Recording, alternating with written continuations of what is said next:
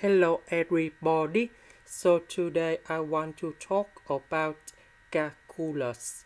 The topic today is about limit. So now I want to show you how to answer.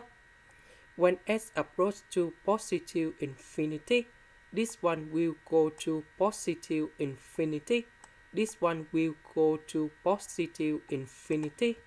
So we have positive infinity over positive infinity.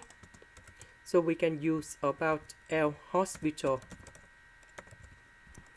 That means we need to do first derivative on numerator and denominator. So this one we have 1 over s.